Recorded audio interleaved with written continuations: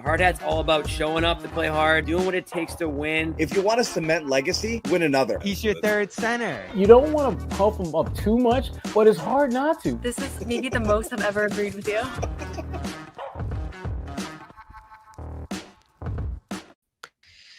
Hey, Buddy Manning here. Welcome to a Tuesday edition of the Garden Report, just a day from the NBA draft. And more activity inevitably coming in Boston and all over the basketball world here. But it started last night. We had a live reacting to it about 11 Eastern when this thing went down, maybe closer to midnight by the time we got going, with Jrue Holiday heading back to Portland, even though he never played a game there. I don't even know if he ever traveled there. Aaron Fentress joining us here, covers the Blazers for the Oregonian. This is crazy how this went down. I don't think anyone thought Portland was a suitor for Holiday.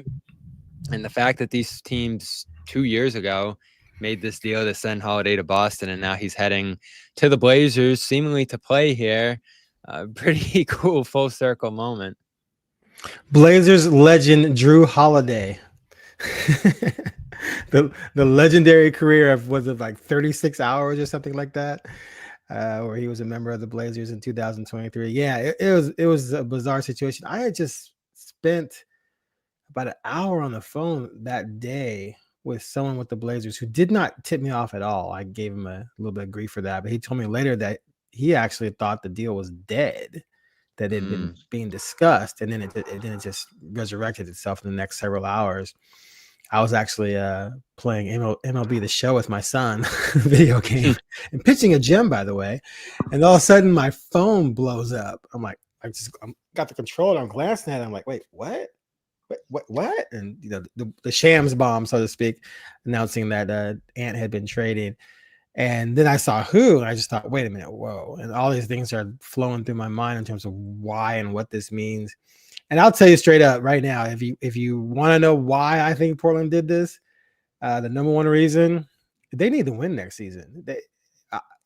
I'm of the firm belief that GM Joe Cronin and Coach Chauncey Billups need to get above 500 at least to show progress, because a new owner is coming. The team's up for sale.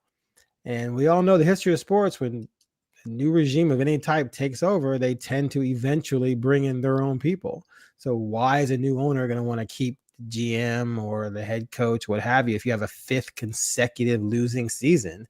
And they had a good second half last season, going 23-18. They made some definite strides. Denny Avdia came around. Tumani Kamara was on the all defensive team. Scoot Henderson showed promise. Shaden Sharp, Donovan Clingan. And so it's time to take another step, and you do that with veteran guys. And the Blazers did not have one guy on their roster who'd ever even been an all-star. Well, now they do. And granted, he's 35 in Holiday, but he's an elite defender. He can shoot, he can score, he can lead, he can do all sorts of things that they need to try and take the next step next season. Yeah, and I do want to talk a little bit about Holiday's fit in Portland because, again, didn't anticipate it. But now that it happened, I like it. I think there's a lot of reasons that this could work for them. But let's get into why they did it here and how this thing came together. Obviously, on the Boston side of things, I think everyone expected Holiday to move this summer. So over the last 48 hours here leading up to the draft, I don't think anyone suspected that it'd be a quiet time for them. And I think once it happened, nobody was blown away by the fact that they did this. Maybe the trade partner and the return surprised people a little bit. But Holiday was probably going to be the most likely Celtic to depart this summer, most importantly because of the fact that he's on a 3-year deal that's going to pay him $100 million here through age 37. So I think although they moved with some real urgency to trade him this summer, they weren't going to attach draft picks to him or, incentivize one of these teams that are just taking on contracts to do so. They want to find someone who really valued him and wanted him. And it seems like there were a number of teams that did that. And this probably was the best offer that they could find here. Now, from Portland's perspective, you mentioned the great start or great finish to last year. They're definitely in a decent spot to take a step toward winning. And I think your ownership point was great there. Obviously, no one could have predicted that they'd make this move specifically.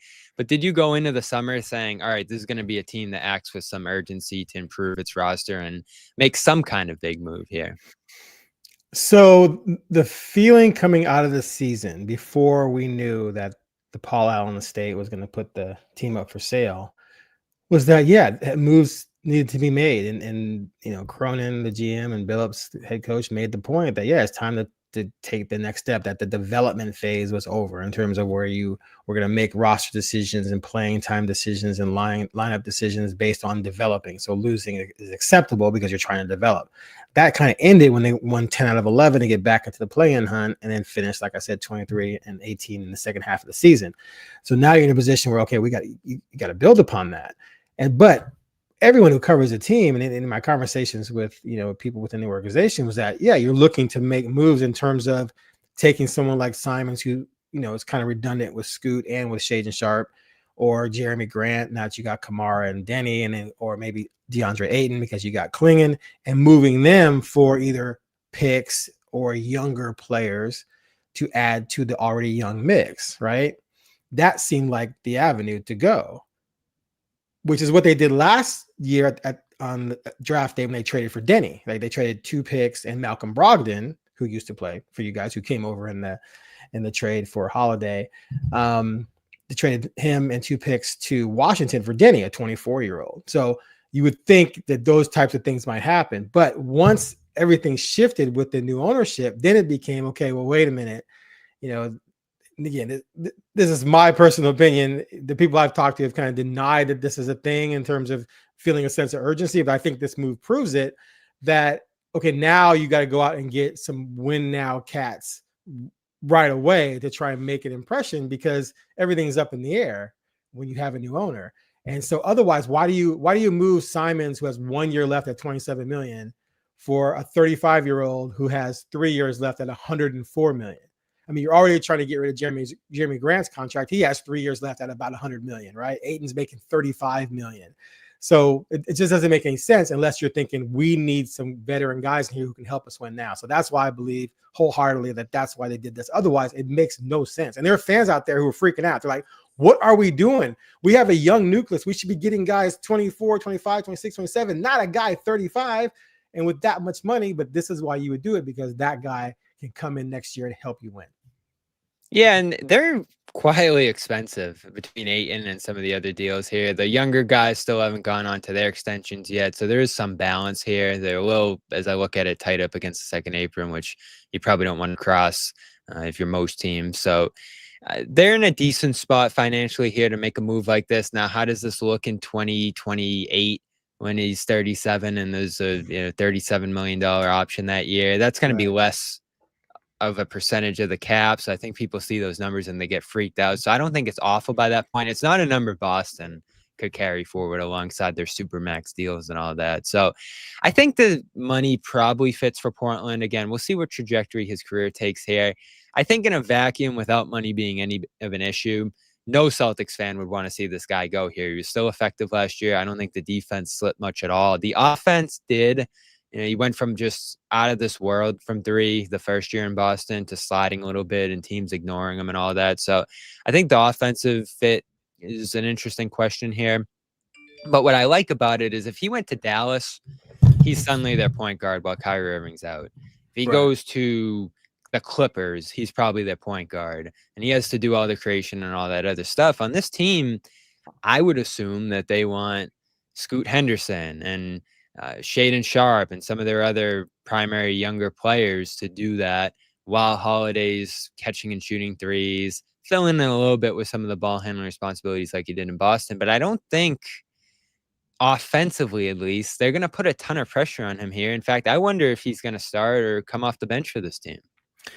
So I would be floored if he didn't start. And to me, the only way he doesn't start is if he gets beaten out by both of those guys, Shaden Sharp and Scoot Henderson. And I just don't believe that. I mean, I've watched these guys since they come into the league, and not one of them did one thing last year that makes me believe that they're ready to start for a postseason team. They're so young and inconsistent. Sharp will be into his 4th season, but this guy didn't play in college. He missed 50 games 2 seasons ago. His shooting from 3 has just been abysmal the last 2 seasons. He's super athletic. He's sometimes aloof on defense, which got him benched, at least taken out of the starting lineup. And Scoot had a 6-week stretch where I was calling him Scoot Curry because he was shooting 44% from 3-point range. It was crazy because he went from like the first half of the season, he shot like, or first 30 something games, he shot like 29% from 3.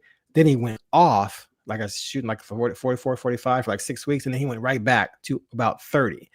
So he's wildly inconsistent. So, to me, Holiday comes in and it's a battle between those two to see which one starts next to him. If it's Scoot's running the point with Holiday taking some, on-ball responsibilities, but also playing basically the 2.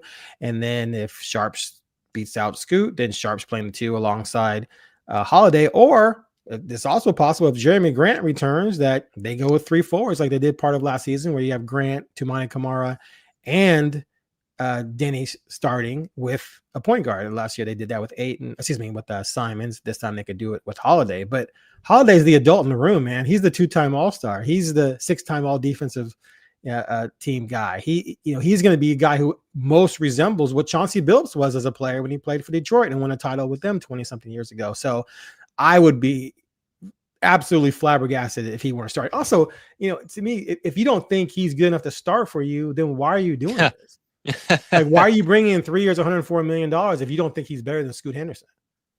Yeah, and he's probably a guy who needs some load management at this point and will miss some time. He did last year. He didn't hit the all defensive threshold number of 65 games there. So that ended his streak there and will probably continue at this point in his career. So that'll be opportunities for other guys to play there. Right. Well, exactly. And that, there's 96 minutes available at the guard position. So if those are your 3 guards, they all can average 32. And then we also know injuries are going to happen. Like you said, load management with him. He can start, and it doesn't mean he has to play 38 minutes, right? He can start and play 33, 32. Also, Matisse Thybulle just exercised his option. He's back. He's a really good defensive guard who shot 43% from 3 last season, albeit in just 15 games, but he's going to warrant some minutes. So there's going to be a lot of different things they can do, but I'm thinking of a defensive, 5 unit out there of Holiday, Matisse Thybulle, Kamara, Denny, and Klingon. I mean, if you play that team the entire season as your starting 5, you're not going to score a ton of points, but you're going to lead the league in defensive rating, I believe. So that's going to be a very nice unit for Chauncey to be able to turn to. So I personally believe Holiday starts. I don't think he plays 38 minutes, 36 even, but I think he's got to be your focal point as a leader on this team. Otherwise, I see no point in doing this at all. Yeah, for sure. And I love the defensive potential here. We saw it late last season, last 15 games, they're 8th in defensive rating, and they just got better on that end of the floor, bringing in a guy like this. So I want to talk about the Boston side of things, but first want to give a shout out to our sponsor here, Prize Picks. And even though basketball playoffs are over and hockey's done as well, still a ton of great sports going on, namely baseball, women's basketball right now as well. You got Caitlin Clark playing and all the other stars over on that side of things. There'll be a women's team in Portland soon as well. But all the stars are out. Shohei Ohtani, Aaron Judge, you name them, you can put them on your daily fantasy sports team and just pick more or less at least 2 players for a shot to win up to 2,000 times your cash. Run your game all season long on Prize Picks, and they've made daily fantasy sports easy. They got mixing, matching of player projections, even from different sports. So you can combine different players from different leagues with your predictions for how many hits they'll get, or home runs, or points, or assists, whatever it might be there. You get the flex play, which means you can still cash out even if your lineup isn't perfect. And tonight, it is Taco Tuesday with this player projections on those, projection stat output projections.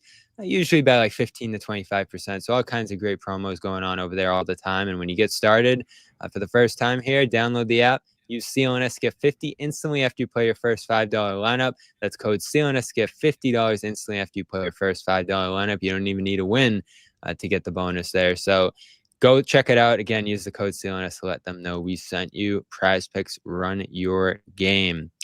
So from Boston's perspective, I think more questions here actually than Portland, which is interesting. They're bringing in Anfernee Simons for now, and I wouldn't be stunned if a day from now we're talking about Simons going elsewhere, but we'll see. I think it's all going to depend on what's out there. For that matter, the same thing with Holiday. I mean, they could easily. I was going to ask you that, but let's go with Simons first. We can come back to that if you want. But yeah, I mean, I wouldn't be shocked. I wouldn't be shocked. Like if Miami wants him, someone can go back to that Miami trade that never happened with Dame, right? But I mean, you have to wonder: does Holiday want to come to Portland? Does he want to go from playing with Giannis and then Tatum and Brown to playing with a bunch of kids at 35? I don't know. It's interesting, right? Because this thing probably came together, and you mentioned you know, someone you talked to thought this thing was dead. So I don't know how much Holiday's been involved in this conversation. I think there's been some open dialogue from Stevens in particular that anything could happen this summer, Right. but I'm not necessarily sure if they went to Holiday and said, "Oh, how do you feel about Portland?" Because yeah, that's a long move for him and his family. He's got a pretty big family at this point. He's been here for a couple of years. And then the state of the team, as you mentioned, at this point in his career, because this is going to be the last team he plays for. Maybe he wants to compete for a championship. And they can definitely make the playoffs this year, but there aren't championship aspirations. Yeah. What have you heard in terms of the likelihood Holiday does actually play for Portland? I was told that the plan is to keep him, that they want him to come in and help, and that there's not necessarily a plan in place that they're going to flip him like that. Like last time. Last time it was a given because it was, you know, it was like we talked about. They were young. They were trying to go young post Dame. You weren't going to move Dame for Holiday. And I was like, wait, why would you do that? So they flipped him right away to Boston. But now I think it's a little different because they need guys like that, like I said. But again, if someone comes along with a good deal, right, then you would take it. And if Holiday, you know, makes any type of rumblings about, hey, I don't want to be there, I don't want to do this, then maybe that forces Portland's hand. I don't know. But I was told that the plan in place was to bring him in to help them. Yeah, and I think that's probably the most likely outcome here. Now, on the Boston side of things, I think it all comes down to what's out there, what they could potentially get back for any number of these players, and a lot of Kristaps Porzingis reporting today. Sam Hauser, I think, a given on a $10 million deal that a lot of teams would like to have, and a player that would help most teams. I think there's a strong likelihood he could move on here if they could get something for him. And then the Simons, what's his value? What can teams get back for him? The interesting thing here is I don't know if the Blazers were actively shopping him for some amount of time, but if this is the deal they came to with him, where, yes, this is a player they really like coming back in Holiday, but they're giving up 2 seconds. They're not getting a ton back here in terms of long-term, you know, sustainable assets. Right. Does that mean there wasn't a strong market for Simons? You know, is this a guy that they've looked to move before? And I'd have to imagine that would carry right over to Boston, where even though he's on an expiring contract right now, which changes the conversation a little bit, is this a guy that you're going to get a ton back for, or is this a guy that you're going to get maybe 2 smaller salaries back for and just keep inching toward that second apron line if you're Boston now? My gut tells me, just looking at him and his productivity and his game and how he fits on this roster, maybe he starts the year here, but this doesn't seem like a building block kind of player for Boston, just off my first impression of it. Yeah, it's definitely interesting.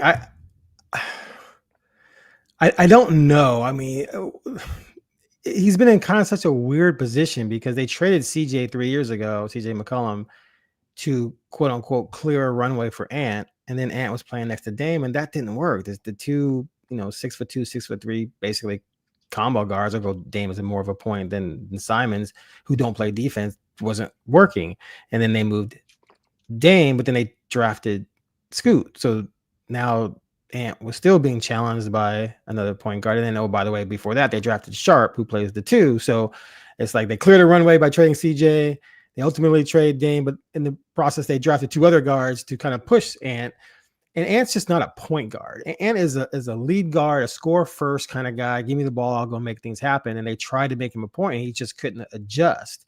So I don't know how much overall value he would have across the league, other than a team looking at him as a guy who's just a flat out scorer. And I remember years ago, someone with the Blazers, and this is back, I've been a big Ant guy since they drafted him. I thought it was a great pick at 24, getting a kid who, had he gone to Louisville instead of just coming out of IMG Academy, could have been a lottery pick the next year. But someone said to me like 5 or 6 years ago that he sees Ant as a Lou Williams kind of guy. Remember Lou Williams, who came off the bench, was a great 6th man, just an instant offense kind of guy. And of course, I'm thinking, no, he's more like a Steve Francis. He's going to be a future all-star or what have you. He hasn't reached that level. But Lou Williams, that kind of works for a team that may need some offense, because Jason Tatum might miss the entire season or most of it. And so if you plug him into what you guys do, which is not you guys, but what the Celtics do in terms of leading the league with 48 threes per game, which I'm an OG, get off my lawn, I'm gonna yell at clouds. I hate that kind of basketball, to be honest with you. I grew up on 80s and 90s basketball where when a team shot a three, it was like a big deal. Larry Bird averaged 1.9 threes per game when he was playing, but that's just the state of the world we're in right now. But Anfernee Simons, that's what he does. He played his best basketball playing with Terry Stotts in a system that was designed to get perimeter shots for Dame, CJ, Norman Powell when they traded for him, and himself. And that's where he thrived in that system. And then even early Chauncey, he was doing some of that. He had a stretch 2 years ago where he hurt his finger, missed 18 games, came back, and then was killing it. He was averaging 26, 27 a game. I had him on my fantasy team. I was loving it. He got sick, got hurt. That kind of depleted him. But that was Ant in score now, go do what I do mode. Then when they shifted him to try to be more of a distributor point guard first, his scoring came down a bit, but it was always a situation where anytime he wanted to, and he went back to that mode, he could turn it on. So in Boston's system, where they're trying to get threes for all these shooters, he's going to thrive in that because he will be as good a shooter as pretty much everyone on the team, but he's also way more athletic and able to get to the rim and break down people than Pritchard, than White. Not Jalen, of course, but he's got Hauser. So he's going to be a guy who, you get him open for threes. Someone flies out at him. He can go right them, go down the lane. He can dunk on people. He's just such a spectacularly gifted athlete. So I think he fits perfectly, especially with Tatum out. I think he can bring enough offense to help them, maintain themselves as probably a 50-win team at least. I don't know how people are feeling about what's going to happen next season without Tatum, but I think he changes probably the doomsday scenario of not having Tatum for a while, and then maybe Tatum comes back in March or April, and then they ride into the playoffs with him. But I love this fit for Boston, 100%. Yeah, and I've heard that reaction to this, that this could help alleviate the offensive firepower they're missing without Tatum, replace some of it rather. And I think it's good, especially for Jalen, who's stepping into, and I still expect Jalen to be here. We'll see what happens. I know Shams was talking. There's a lot of offers for him right now. This thing could go in a million different directions this summer. That would be so sad. Again, old school, get off my lawn, but you see my Chicago Bears helmet back there, big Walter Payton fan. So Walter Payton's son helmet. I'm a Bulls guy. Them breaking up Brown and Tatum would have been like had the Bulls had to break up Pippen and Jordan. Do you remember a few years ago when they lost to Miami and Perkins was running around saying they should break up Brown and Tatum? And I was beside myself, like, what are you talking about? They were 26, 25. You're going to break these two up? And I get it, the money, right? They're both $300 million guys. How do you keep that? But I would be sad, and even I'm not a Celtics fan, but I want to see those two play together. But you're telling me that there's a possibility they could split them up? Definitely, because I think so they're going to play the value game this summer. So if the easiest way for them to shed money is to just trade Hauser for nothing or Porzingis, and you're giving up a pick there just to move off that, or whatever those other possibilities might be to move off money, that's not great for team building. If there's a trade where you're getting a top 10 pick and 3-4 other picks down the line that are premium selections and a young player, and just, starting to imagine some of the things you could get back for Jalen there. I'm opposed to it generally too. And I started covering this team in 2021, and the whole conversation from that point right through the championship and even now has just somehow continued to be, Brown and Tatum going to continue to play with each other. I think just having those two together gives you a baseline of competitiveness. And I think this is how Brad Stevens has felt for a lot of this time, that as long as you have those two, you can figure out everything else around it. And that's why they signed them both to Supermaxes. That's why they kept them together through some tough times. And I think they'd like to keep them together into the future now, but they're not going to be together for some amount of time here because Tatum's down. And, once you get to the other side of that, how much of the rest of the roster is left at that point, with all the tax hits and penalties and all the other stuff they're going to have to deal with here. Even if Brown and Tatum are playing at a high level, if it's just those two, I don't know how great of a chance you have to win a championship. So I think that's why you consider everything right now. But I'd start next year with Jalen at the very least. I don't think you do it now. I think there's other opportunities potentially down the line to do that. But you have to explore every option if you're them. So that brings me back to Simons here. Fitting in with these guys, I think Jalen's going to need, just to keep this team above water, Derek White, Simons. Even for Porzingis, I wouldn't hate them keeping around, at least to start the year. And how much of this stuff can you actually do in season is a good question. But if they're going to try to remain competitive this year, and I think that's the best mindset to go into this year with, in a weaker East, with some other teams dealing with injuries, with no clear favorite, I think that's the best route for this team, at least to start going forward. And if things go sideways, other guys get hurt. Remember that year Golden State had a couple years ago where Clay's out and then Curry goes down pretty soon to start that year. And then it just becomes very clear, all right, we're taking a step back this year and going into the lottery and all that. I think that's the route the Celtics team should take. So I am keeping Jalen around. As far as Simons goes, what do you think is his role on this roster? You know, just as it looks right now, if we're assuming everything they have right now is going to be there, like, is he a starter? Is he coming off the bench and just being a microwave guy with the ball in his hands? Is he playing off ball next to Jalen? Like, where do you think he fits in on this roster? Oh, I could see him starting. I could see him, playing that combo guard role where he sees some point, plays some off ball, and I could also see him coming off the bench. I mean, I guess the trade-offs him and Pritchard. Right. I was going to say, I guess it comes down to, which one of those guys do you want to start? Which one do you want to come off the bench? I covered Pritchard, by the way, at Oregon. I covered when they went to the Final Four, and I've written about him numerous times. But I think because of Anfernee's athleticism, I think he's probably better than Pritchard. But you could make the argument that maybe having that firepower with the athleticism coming off the bench is a better fit. But I think he's definitely in the top 5 on that roster. But again, he's just not a point guard. So, I mean, can Derek White handle those duties enough to? I think Jalen has the ball in his hands most of the time. You'll get some sets where Derek's going to run some stuff.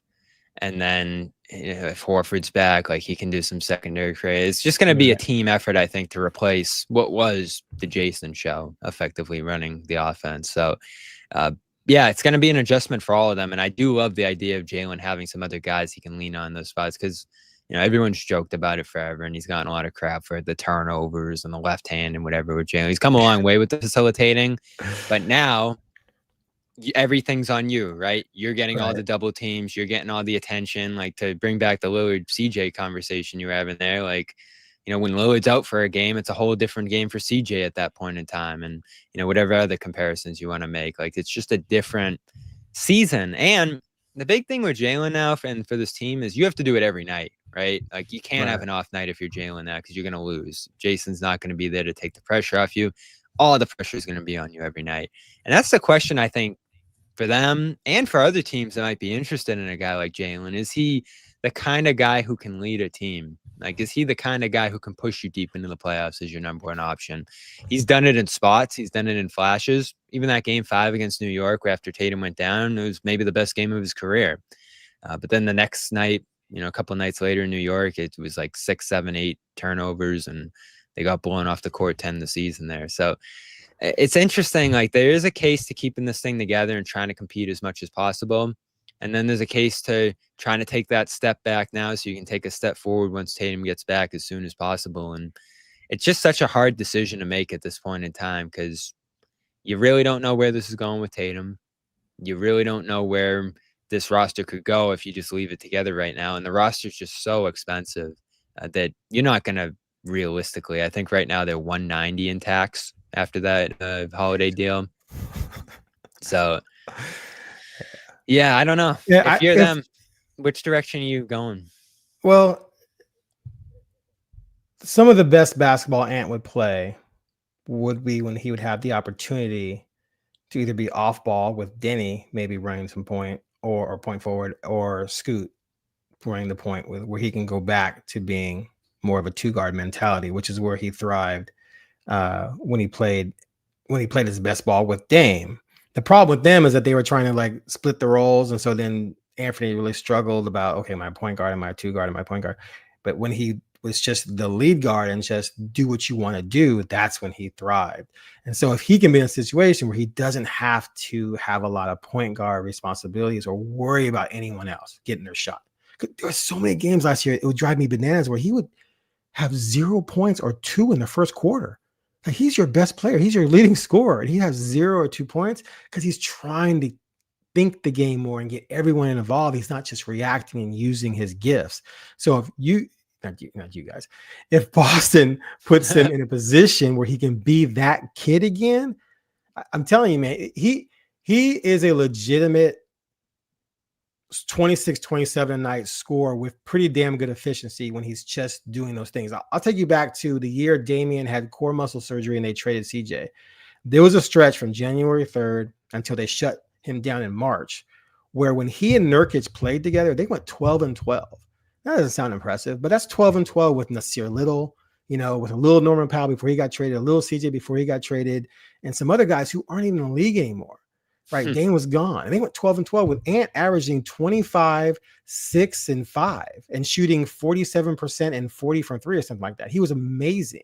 And that was a situation where there was nothing to lose. Just go out and be yourself and play. And he went nuts. But then it was in more of a structure situation where he had to think more and what do I do with Dame? And then the whole thing was Scoot. It just impacted him. So if he can just come there and just be himself, I'm not saying be a ball hog, right? I'm not saying give him the ball. He does whatever he wants to. But if he's in a situation where he's working off of Brown, working off of White, I'm telling you, man, he's going to put up some nice numbers. He's going to shoot close to 40 from 3, which I know you guys will love, shooting 53s a game. And he's going to be able to get to the rack and create things too, because he's so athletic, gifted. Remember, he won a dunk contest. It was arguably the worst dunk contest ever, but he won it. I don't even remember it because he's got a 40-inch vertical or plus. So yeah, I would be shocked if he doesn't thrive, especially if you have a situation where White can play some point, Pritchard can play it, Brown can play point forward or just play the point, because he's kind of a 2 and a 3 anyway, right? So then yeah, I think that's perfect for Simons. Just don't make him the point guard, and I think he'll be great. I want to talk a little bit more about Simons before we wrap this up here, and maybe we'll get some more news later tonight. Wanted to shout out real quick LinkedIn. And right now over at LinkedIn, as a small business owner, you can't have the luxury of clocking out early. Your business is on your mind 24/7. So when you're hiring, you need a partner that works just as hard as you do. And that hiring partner is LinkedIn Jobs. When you clock out, LinkedIn clocks in. LinkedIn makes it easy to post your job for free, share it with your network, and get qualified candidates that you can manage all in one place. LinkedIn's new feature helps you post your job, write job descriptions, and then quickly get your job out to the right people with deep candidate insights. Either post your job for free or pay to promote. Promoted jobs get 3 times more qualified candidates. At the end of the day, the most important thing is your small business getting the quality of candidates. And with LinkedIn, you can feel confident you're getting the best based on LinkedIn's data. 72% of small businesses using LinkedIn say that LinkedIn helped them find high quality candidates. You can let your network know you're hiring, even add a hiring frame to your profile picture to get twice the qualified candidates. So find out why more than 2.5 million small businesses use LinkedIn for hiring today. Find your next great hire on LinkedIn by going to linkedin.com/garden to post your job for free. That's linkedin.com/garden to post your job for free. GARDEN, linkedin.com/garden. Terms and conditions apply. So I looked at some of the numbers last night just from this last season, and I think we know the story with Simons to some degree here is great offense. And in terms of the pick and roll, 7 a game last season, 0.99 points per possession, which was in the 79th percentile, a great number in terms of the creation there.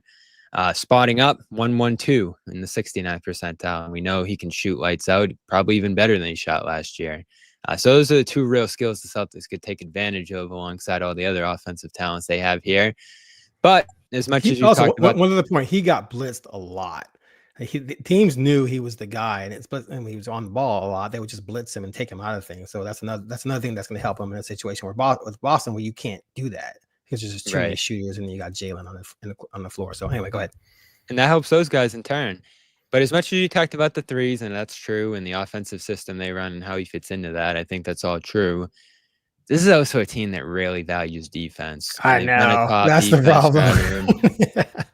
They don't love having guys out there that teams can attack. They try to minimize that as much as possible. The guys who can get attacked haven't played a ton under Joe Mazzulla. So I'm looking at these numbers from last year, and in isolation, gave up 1 point per possession, 30th percentile, 108 against the pick and roll, 6th percentile, and overall opponents shot 50.6% against them last year, which was the worst of any of their regular contributors.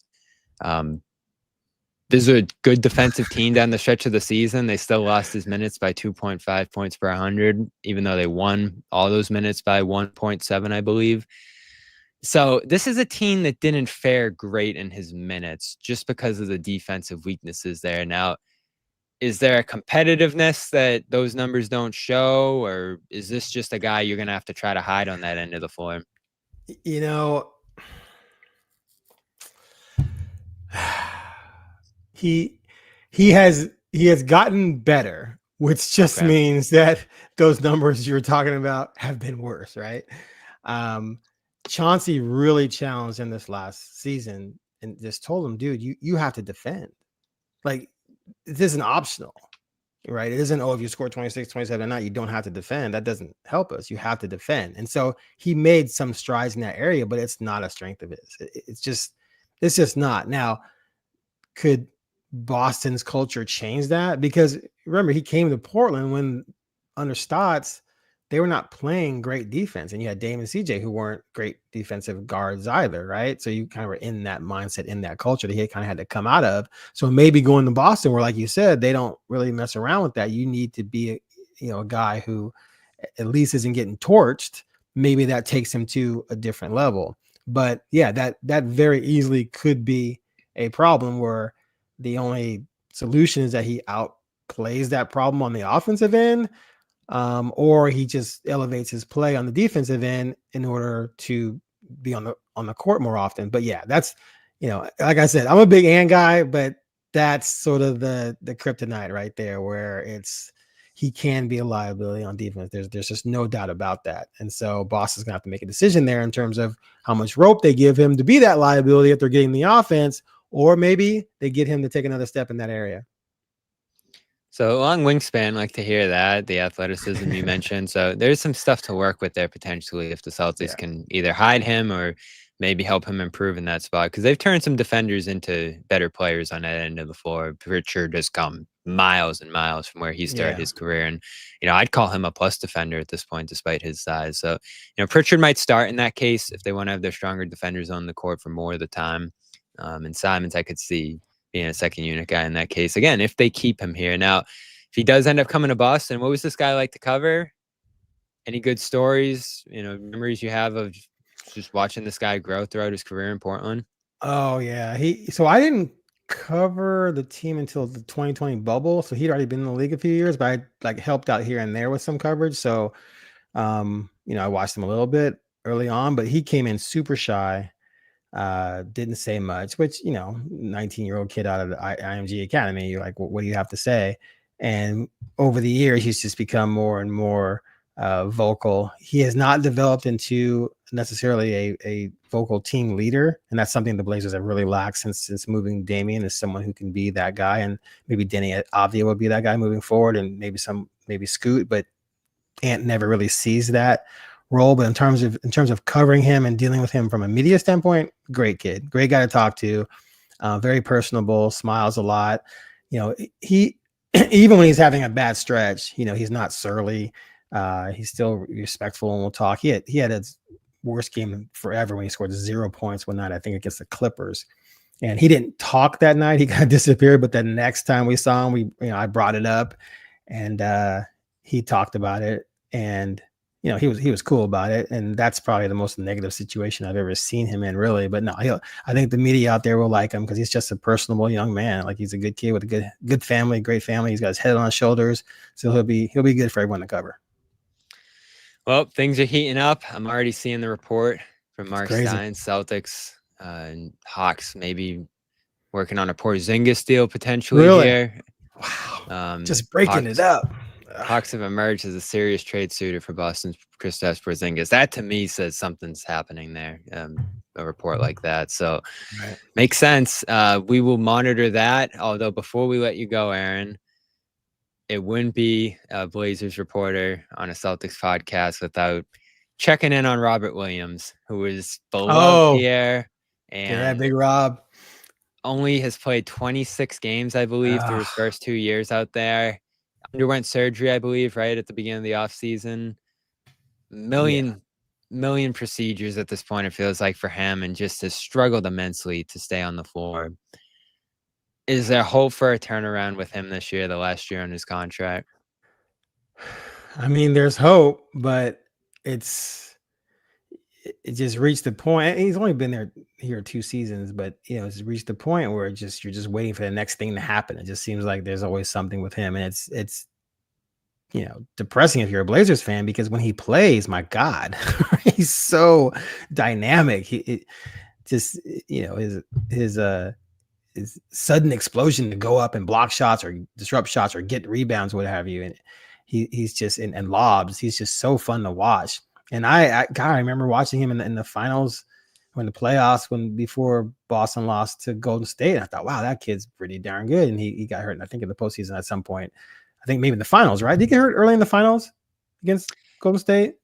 He tore his meniscus that March. Came back for the playoffs, played through it in the pain and swelling and all that. Just got worse and worse as it went on. And by the finals, he could barely play. Yeah. But when he was acquired, people were so excited because, like, hey, we got Blazers fans saying we got a still relatively young, athletic big who can play defense, because the defense has been such a problem here. You add him in there, boom, your defense is going to be better. Even as a backup, it's just giving you 20, 22 minutes. It makes your defense better. And even this year, you saw flashes of that, but he just couldn't quite stay healthy. He was optimistic at the end of the season, believing that he can now, because last year he was preparing for the season while still getting over the knee surgery he had. And now that he's past that, he believes now he can work on all parts of his body, right? And come in better shape without having to lean on working on one specific thing. So he was hopeful coming out of it. But great guy to cover. Another guy who was fun to talk to, even despite what he was going through, was always fun to deal with here. But yes, he's just someone you kind of feel badly for, because what he can bring to the court, and he's not being able to do it because of his body. So that kind of sucks to watch. Aaron, it was great talking to you. Appreciate you stopping by here. Everybody can follow your coverage over at the Oregonian and Aaron J. Fentress on Twitter. OregonLive.com. I actually, if you search Anfernee Simons, my name, in OregonLive.com, I did a 3-part feature on him 3 years ago. I went deep. I talked to his childhood friends. It was it was pretty crazy. But if you want to read a lot about the kid, you can find that feature from, I think, 2022. I think. Anyway. Yeah, I'm going to check that out because I'm interested in his, especially the college thing. He didn't attend Louisville, right? And just spent the year at IMG, and interesting path to the NBA in that sense. And again, really talented player. We'll see if he ends up in Boston here. Something else happens. Of course, some Porzingis rumors percolating right here. We'll stay live for a minute and touch on those while I'm here. But appreciate you stopping by again. Okay. And, great to meet you. You too, man. Take care. All right. So let's get into this Porzingis stuff briefly here, because I don't think we have a ton of information to go off at the moment, but this thing could happen at any time here. To me, and this is the tweet we have that we're looking at here from Mark Stein. He says, Atlanta Hawks have emerged as a serious trade suitor for Boston's Kristaps Porzingis, league sources tell him and Jake Fisher. San Antonio reported from Fisher interest in Porzingis as well. So maybe a little bit of a bidding war between some teams right now that have some interest in him. Again, as bad as it was for him in the playoffs, and as rarely available as he sometimes is, this is a good player. And on an expiring deal, that's valuable to teams that want to have good options at center. The East wide open. The Hawks make a lot of sense to me. You have Okongwu there. Clint Capella's leaving. They've had some interest in a big. They have the number 22 pick in this week's draft as well. So there's potential for the Celtics to move up to that spot. They also have a trade exception that fits Sam Hauser. So could Hauser be involved in a deal like this as well? The Celtics would have to get under the second apron to send 2 players out in a trade. But certainly possible in a bigger deal here. And again, this Holiday deal isn't done yet. It's not official until July 6th. So that thing could expand. There could be a number of trades that go on around the league here that combine to make all these money things work. So as I see this report here, in 1 second, I'm just trying to pull it up. I'm starting to think things are in the works here. And I think we knew leading up to draft night that the Celtics would try to get a lot of this work done while the activities at its highest here. A lot of teams trying to work together on a bunch of different stuff, particularly money. So yeah, this to me is real. This to me is something that could go down fast. I always look at the verbiage in these kind of reports. Serious trade suitor. They've emerged as a serious trade suitor. To me, that always says, I know something here. I can't confirm it yet. I can't go all the way with this, but something's happening here, and I want to put it out there. Not certain to happen, not going to happen necessarily in the near term here, but something's cooking. So let's look at the Hawks briefly before I sign off here. What they could offer, what money would need to move in a deal like this. And the Hawks have a lot of flexibility here. A bunch of trade exceptions, none big enough to take Porzingis in at $30 million, but numerous players here on some medium-sized deals, expirings that they could send over as well. And so, who's untouchable here? Trae Young's probably not part of this trade. Jalen Johnson, to me, is untouchable if I'm them. Let's see if they get silly, but to me, he's untouchable. I think you want to have two centers. So the Okongwu thing's interesting. I mean, if Okongwu comes back in this trade, you're doing backflips down the street. I love that player. I see someone in the chat here saying that there's a third team involved. And boom, there we go. Breaking news. The Celtics, Hawks, and Brooklyn Nets are finalizing a 3-team trade that sends Kristaps Porzingis and a second-round pick to the Hawks. Terrence Mann is coming back to Boston. Atlanta's number 22 pick is heading to the Nets. And George Niang, along with a second-rounder, heading to the Celtics. So let's throw this in the trade machine right now. Brooklyn comes through, and I'm going to text Amit, try to get him on here. But yeah, I'm breaking this down live as we talk, and we will do another live with the full crew here, but I might as well keep this conversation going. So yeah, let's build this trade real quick.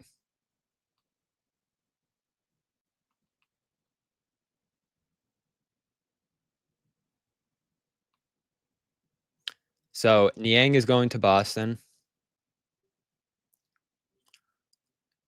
You have Porzingis going to Atlanta. The Nets again here is a facilitator.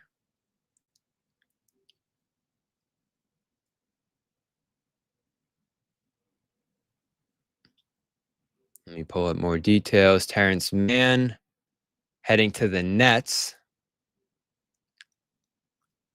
Mentioned number 22 pick in this week's draft heading to the Nets as well. So the Hawks do the facilitating with the draft pick there. That's a big plus for Boston. In turn, the Celtics just move George Niang into a roster spot that Porzingis vacates here. And a second rounder to the Celtics. Do they have any second rounders in this draft? Not that I can see. So their future seconds are Cleveland in 2027, a Cleveland in 2029, and then their own seconds in 2030 and 2031. Another Cleveland in 2031. Those are from the Karis LeVert trade. So here is our final trade. Let's see how this comes out. And again, 1 second going to Boston here. Don't know what second that is. George Niang, also a Lawrence native, by the way, I believe. Merrimack Valley, somewhere up there. Methuen. He's on expiring. Celtics save $22 million here by offsetting some of the salary to Brooklyn. Add that up with the $4.7 million that they saved from the Holiday deal yesterday, and they are out of the second apron. The Celtics can now trade multiple players.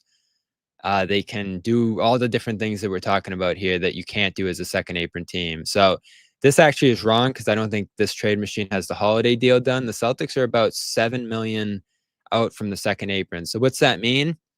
You can probably keep Sam Hauser now. You can probably keep Anfernee Simons now if you would like to. And you can build this thing next year, for now, around Derek White, Peyton Pritchard, Simons in the backcourt, a Brown, Hauser, maybe bring in another wing as some depth there. Front court, Al Horford potentially coming back now as well. There's some wiggle room for that under the second apron. There's some wiggle room to sign Luke Cornett under the second apron. And I think this does increase the probability that Luke Cornett's back as well as Al Horford. And then you have your draft pick at number 28 and number 32 on Thursday. So the Celtics work might be done here as far as money goes. I think they'll probably pay a little bit of tax here. I think as we've seen reports that they're listening on some stuff. So yeah, we're going to talk more about this, but while I was live, we want to get some reaction to this. I'm talking right now with John and the crew, and I think we will be live in short order here, but that's my first reaction to this. Celtics dodge the second apron, save a ton on tax, and I'm going to go calculate that right now, but I'd have to imagine there's like 50 million, maybe even 100 million in tax coming off their bill with this deal. Niang comes in, stopgap wing for next year alongside Hauser. Maybe you want to move Hauser at this point and just let him play that role. You could move Niang for another player as salary. There's just so much more flexibility here now for the Celtics, who again are out of the second apron, are way down when it comes to the tax hit here, and are in a good position now to keep Luke Cornett, keep Al Horford, make a draft pick, keep Derek White, and keep Jaylen Brown, most importantly here. And this could be an effective team next year. So I was not in favor of trading Porzingis. The way this thing worked out, I think this is a pretty good deal here. So yeah, we're going to be live here again in short order, but just wanted to react to this while we had a moment here. So stay tuned for the next live. Turn on your notifications, subscribe, Celtics All Access, CLNS Media. And if you missed it, we talked quite a bit about Simons on this episode here as well. So glad I went live here at the time that I did. Shams Charania, in case you missed it, breaking news here. The Celtics have traded Kristaps Porzingis to Atlanta for George Niang and a second-round pick. The Nets get involved as a facilitator, taking on Terrence Mann and the Hawks' number 22 pick. So the Celtics do another salary dump here without giving up a pick. Just some expert maneuvering by this team. So Porzingis, Holiday out the door, George Niang, Anfernee Simons in. We'll have more reaction here on CLNS Media, but that has been the Garden Report for right now on CLNS Media. No one's sneaking a vegan brownie by me, I'll tell you that. Okay, you know what, John? We're going to do it. You have to feel that way too, Bobby. I have to feel that way. Let's Yeah. slide Al over and make Luke your first center. Bobby, we gave you Luke hour early. We're not going to end this on a damn conversation about Luke